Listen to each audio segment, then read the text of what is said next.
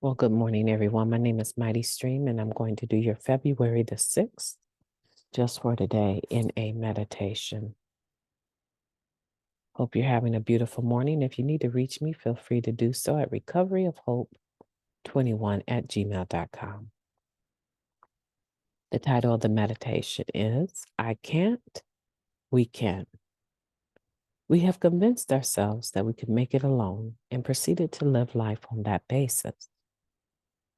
The results were disastrous. And in the end, each of us had to admit that self-sufficiency was a lie.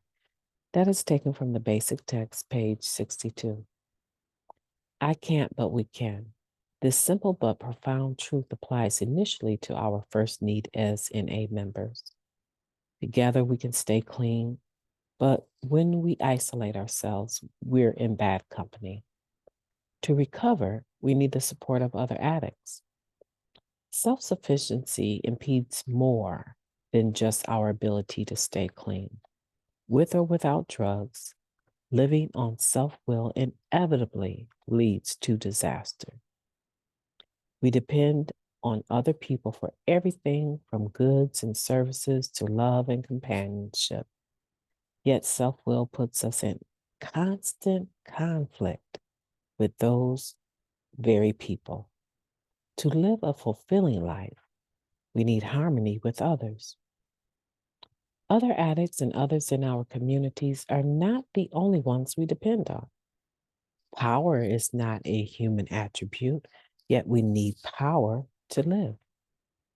We find it in a power greater than ourselves, which provides the guidance and strength we lack on our own. When we pretend to be self-sufficient, when we pretend to be self-sufficient, we isolate ourselves from the one source of power sufficient to effectively guide us through life, our higher power. Self-sufficiency doesn't work. We need other addicts. We need other people. And to live fully, we need a power greater than our own. Just for today, I will seek the support of other recovering addicts, harmony with others in my community, and the care of my higher power. I can't, but we can. Let's take a moment of silence followed by the we version of the Serenity Prayer. Moment of silence now, please.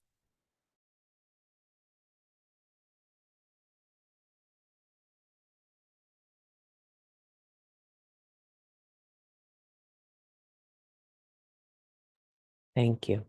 God, grant us the serenity to accept the things we cannot change, the courage to change the things that we can, and the wisdom to know the difference. Just for today, please and thank you. So we see here where the conversation or the quote or the cliche that we use all the time, self-sufficiency is a lie, comes from. The basic text, page 62. Have you been able to admit that self-sufficiency is a lie? Or are you still of the mindset that self-sufficiency is a lie in increments or in certain situations? And if so, what I want to talk to you about, if you're an individual that you've gone past the fact that you understand I can't, but we can. You understand that this is a we program. You've been able to experience the benefits of community, fellowship, versus the disabling effects of isolation and alienation, just relying on yourself in regards to drug use. Maybe you've gone past that point, and if so, congratulations.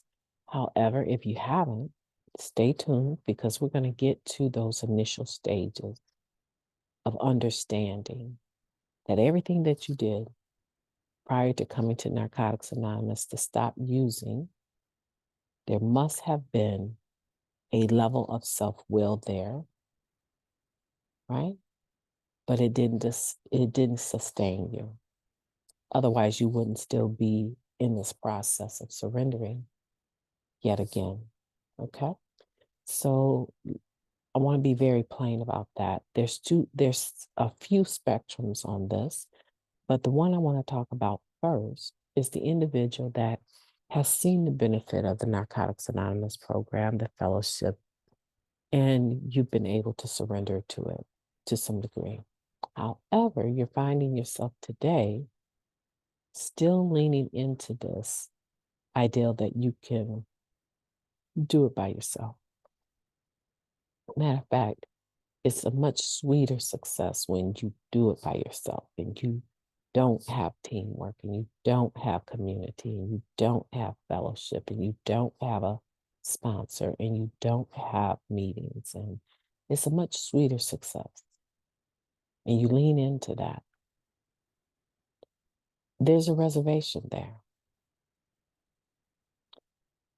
Some of the very things that brought you here are operating right now when you think like that. If you compare to how you thought before you got here, compared to this plateau, this place of complacency that you've reached now, thinking that you don't need the fellowship, you don't need sponsorship, you don't need to interact in any kind of way, participate in your recovery because you've reached this semblance of success that you think that you need to have. And it looks better for you to needlessly remain anonymous even with the fellowship. I know that doesn't make sense, but let me break it down. Your anonymity out there, nobody has a problem with that. No one has a problem with that. It's something you choose to do. It belongs to you. You can break it or keep it. It's up to you. It's yours. But in here, you're not anonymous and you never were. We know your last name. I'm an addict. We know who you are. And you want to apply this separateness or this isolation or this continuance of saying, I needed you guys before, but I don't need you now, until your butt starts to hang and you run up against a circumstance that is complicated and you can't really handle it on your own. And then you find the rooms again, which is fine. We'd rather have you once a year than not at all, right? But you're needlessly applying this level of anonymity to the very people that you're not supposed to have to be anonymous with. You can come talk to us. We haven't changed. We're the same recovering group of addicts that we were when you first met us. We're going to sit there. We're going to listen to you take your 5-minute share. We're going to try to give you our undivided attention. Some of us are going to nod. Some of us are going to say, right? We're going to rally around you with the most support that we can give you in a nonverbal way. And the majority of us are not going to even display judgment in the slightest sense. And we're going to know before you even share how difficult it is for you to say what you're about to say. We're going to be there for you. I can't, but we can. And we're going to show you that we can. Once again, it doesn't matter that you've been gone 3-4 years. It doesn't matter. You're still here and alive. After the pandemic, so many of us didn't make it back to the rooms. We didn't make it back. We died because of COVID-19.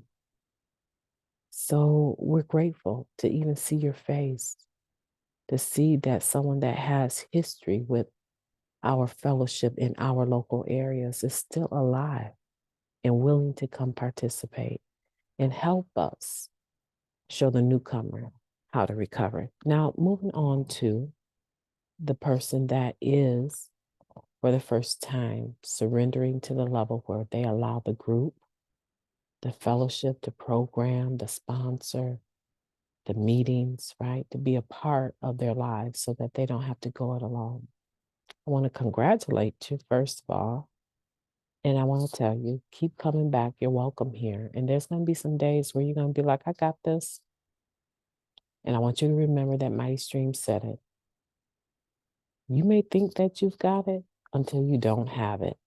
And a lot of times when you figure out that you don't have it, it's too late to do anything to get it. Does that make sense? Yeah. Don't back yourself up into a corner that you can't get out of clean because of pride or embarrassment or shame or guilt. Those are all illusions of your reality. Your reality now is that you have us, right? Your world has changed. The world you were in was isolation, alienation, degradation, humiliation. It was all of those. But the world you have today is the exact opposite. We are here for you. My name is Mighty Stream. I've enjoyed talking to you. I hope that you all have a beautiful day on purpose. Get out there and do something wonderful. Do something in the spirit of goodwill and enjoy your day. I intend to talk to you soon.